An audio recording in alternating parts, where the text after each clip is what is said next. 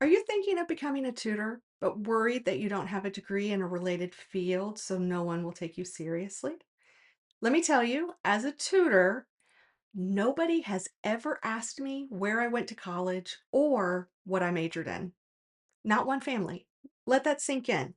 Not in 20 plus years has anybody ever asked me for my credentials. And yet, I've built a business that's supported me for decades in education. So today I want to talk about what actually makes someone a good tutor because it's not a certificate or a specialty degree.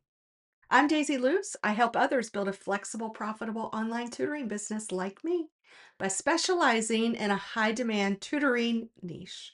Welcome to the tutor life. Families don't vet tutors the way people imagine. They want results. They want their kid to feel comfortable. They want someone who actually explains things clearly. In all of my years of tutoring, no parent has ever asked where I went to college, what my GPA was, or whether I have a teaching certificate. For what it's worth, I did graduate summa cum laude with a double major in math and psychology. But do I use the things I learned in college to tutor students today? Short answer, no. What actually keeps my business growing are the results I help students achieve. So, little background on me. After college graduation, I did teach in the classroom for several years, but I did not have a teaching certificate, nor do I have one now. So did start as an education major, but I quickly realized that that was not the direction I wanted to go in, and I switched over to a psychology major. I also had my math major because I thought I was going to do something more with psychology, and I just really enjoy math, so I was hanging on to that major as well. And I had enough extra time in my schedule to go ahead and just do a double major in both.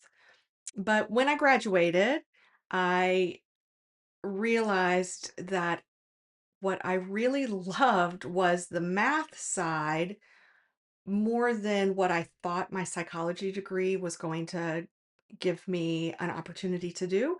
So I did lean back into education, and because math is an area of high need, I was able to get my foot in the door and start teaching without a formal teaching certificate in the state that I was teaching in. I had to toy with the idea. I had to decide if I was going to get a teaching certificate because in order to stay in teaching, I was going to have to get a certificate at some point. But as much as I loved teaching math, I can't say I truly found my calling in the classroom as as you're well aware now, because now I did find my calling in tutoring, in the whole tutoring world. This is what I was meant to do. So college gave me the subject knowledge to tutor math specifically because that is part of what I tutor.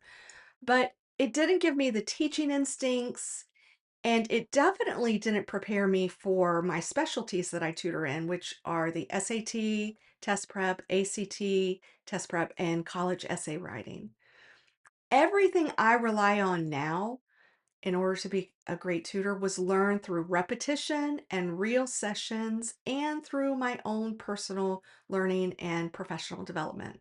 At this point, my degree is not my qualification, which is probably why parents don't ask about it anyway. It's my track record. That's what's my qualification. College teaches content. It doesn't teach you how to read a student's face when they're lost but too embarrassed to say so. It doesn't teach you how to explain the same concept 6 different ways until one of them lands. It doesn't teach you how to make a teenager or a younger child feel safe enough to say, I don't get it. Those are the skills that really matter when you're a tutor, and they come from practice, not from coursework. But even if I had planned on a path towards a tutoring business, what would I have majored in? Business, marketing, writing course, public speaking, presentations, for me personally, math, which is what I did. Psychology, maybe test taking strategies, human development. There is no one major just for a tutoring business.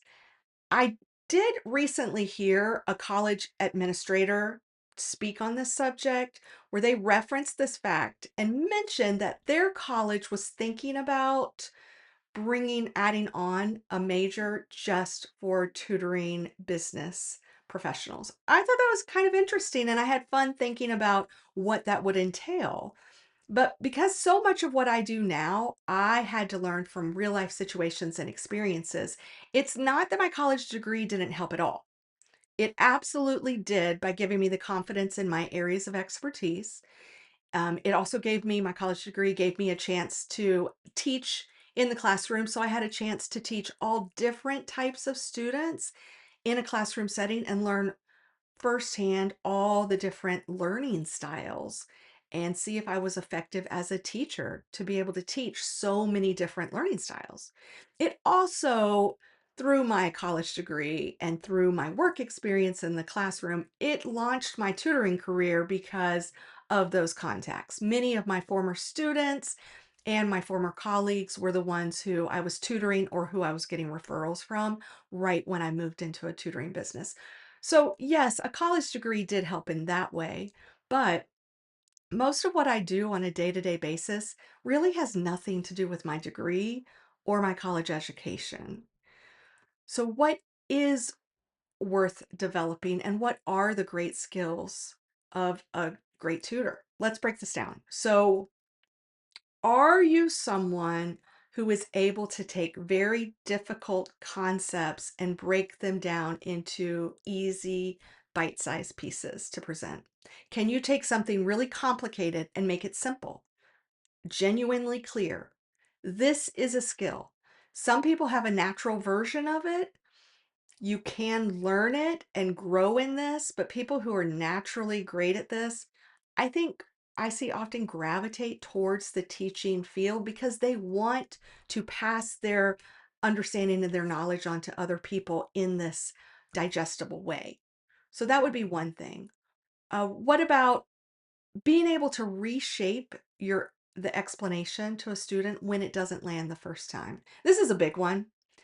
A mediocre teacher or tutor explains something the same exact way over and over again when asked questions. The reason a student is asking a question is because they didn't understand the explanation the first time. And as a tutor, it is then my job to be able to present it in a new way, in a way that does click for them, that does work for them. This isn't actually anything that's taught with a college degree. Even when I was in my education, when I was still thinking about being in education, none of this was covered in a class. This is something you completely have to practice to get good at and even recognize that a student isn't connecting with what you're saying. I have had brilliant teachers that taught me along the way. Brilliant teachers, fantastic teachers, but there are two teachers that stand out in my mind who I think were in the wrong profession. I don't think they should have been teachers. And I'm not going to call them out by name or anything like that. And this was years ago, but there were two teachers, totally different circumstances, different times that I had them as teachers. And both times they did the same thing over and over again. If a student asked a question, they repeated verbatim exactly what they had said the first time. And if a student asked again, they would get the same script. It was almost as if the teacher had no other way of presenting the material available to them. There was one way and one way only that they could think of to say it, and that was it. You were either going to understand it or not. And just, I don't want to be too rude about it. I just think they were probably in the wrong professional field. Great minds, amazing humans, just not on that level of education where they're able to make adjustments as the person in front of them needs it.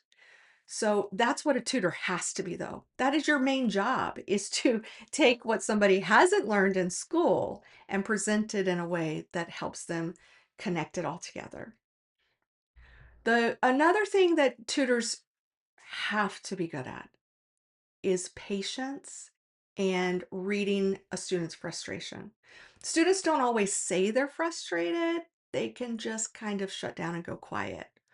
They give short answers, their minds start to shut down, they start guessing randomly. A good tutor notices this and responds to that, not by pushing harder, but by slowing down, making the environment feel safe, and clearing up confusion by figuring out how to say it again in a better way.